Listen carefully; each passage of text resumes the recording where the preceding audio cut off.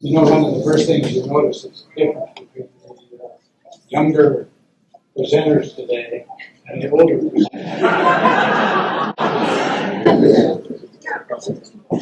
One, I probably couldn't read fine print on the phone. I do have it. I probably couldn't read fine print. Thank you, John, for your generous remarks. Over the years, John has been in force, as he mentioned, about being on the board of trustees of the college and a contributor in just so many different ways to the college, as you cannot imagine. And I think that, again, at this particular point in time, he has a sympathetic ear with Robin at the helm of the college at this point. So we hope that at some point that the mission of John's statements are entered into the mission of the college as well. But thanks, John, for all of that, and all of your kind remarks. As I look around, especially at these individuals who I have the great fortune of working with, it is great joy to come back and see and experience. And somebody, well, I think it's Doug the other day says, "Are you excited about Friday night?" And I probably gave a very calm answer, but basically the excitement is being able to see and interact again with all these individuals that I have the great pleasure of working with at Lewis and Clark for that time. I am honored to be Meritorious Award winner for the Hall of Fame.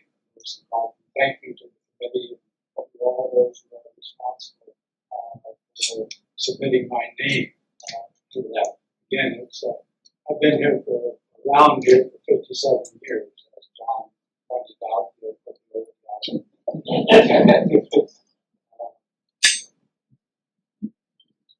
But also congratulations to the team members of the cross-country team and to all the individual recipients who have come forward. You're joining a very elite group of people at Lewis and Clark College. And you should be proud of what you've accomplished and what you'll continue to accomplish. And just like John is a representative of so many other people as well, he went on to achieve and contribute to a much broader community. You know, the entire community, the state of Oregon, probably lots of states around the country as well. I was fortunate when I came to Lewis and Clark to have some great mentors, but you know, nobody does this alone. As I mentioned there, even in individual sports, there is still a team concept on that. And of course, I had several teams. My first team, of course, is right here, is my family.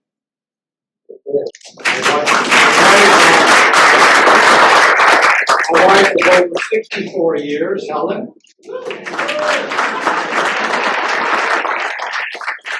There's some sense of age. Our daughter, Teresa, and her husband, Rick, and our son, Blake.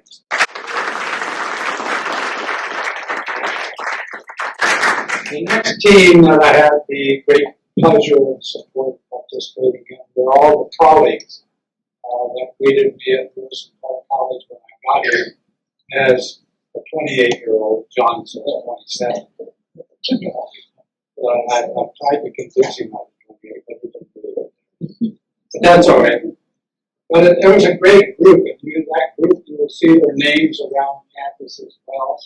You had President Jack Howard. Jack used to come down and we played squash once a week on a regular basis there. Jack would come down as president, and we would talk about a lot of things, not just squash.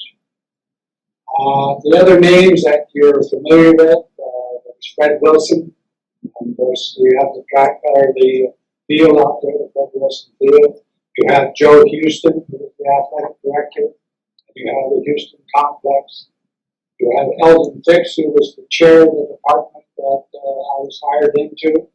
And you have the Fix track out there. But you also had individuals who were not as recognizable. You had Virginia Neal. You had Lois Smithwick. You had Mary Hunter. Now, I bring their names up, especially those last three, because the foundation of women's athletics, those were the champions. At that time, when I got here, women's athletics was not part of varsity sports. They were club teams. And you had the champions of Virginia and Mary and Lois, who led. And I say it was a battle, but they weren't out just hyperbole promoting them. They were talking about the seriousness of inclusion and equality. And that became a very important part of it. And those individuals are fundamental to where you are today. And to be able to have the women's cross-country team be inducted into the Athletic Hall of Fame is partially upon their shoulders as well. So I honor them as well. It didn't, the people that were team members as my colleagues weren't just in the health and physical education and athletic departments at that time. They were across campus. You had Neil Saban in communications, rhetoric now. You had Alan Cattell in history. You had Alan O'Bannon. You had a variety of people. Arlie Dodson in chemistry, who became an acting athletic director at one point, and who had been acting dean of faculty, probably held more positions than I ever held at college. And he, at one point, when the president was off campus, Arlie he was serving as the pro tem president of the college during that time. But these were colleagues, but they were also very close friends. And so that was a team that was very important to my introduction to Lewis and Clark College. The next team, a lot of them are sitting right here. Now, oftentimes people think that educators, teachers, coaches, that it's a one-way learning process. It is not. We, as educators, learn probably as much, if not more, than we are able to give out. Sometimes we have to step out of the way of learning. Students can learn on their own. Sometimes faculty be an obstacle in that process. That's a really issue. But what we try to do is step out of the way and also learn. And so from all of these women here and ladies that are here, I learned so much, and I continue to learn from them. Continue to learn from John. Every once in a while, I open up John's diary of when he was a rookie with Washington. And I'm trying to talk John into writing a book.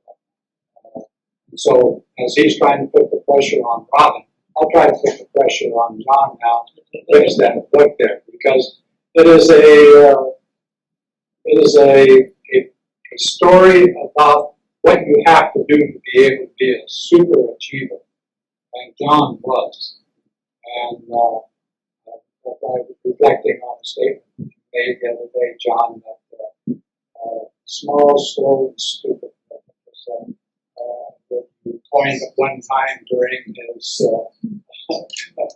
trials to determine whether he was going to make the team. But I hope that at some point we can encourage John to write that book. It would be an important contribution, I think, to any young athlete of what you have to, and what you have given up sometimes to achieve success.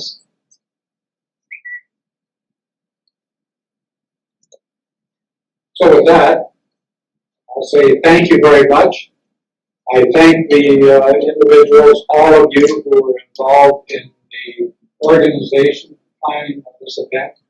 Again, it was a start a long time ago with Bill Wilson, Chuck Charnquist.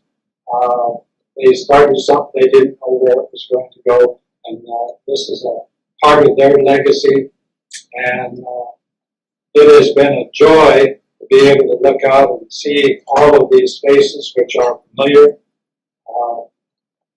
They've achieved so much. If we could collectively put together all that you have contributed in your own communities, we would be extremely successful now. But anyway, thank you very much. This has been an honor for me.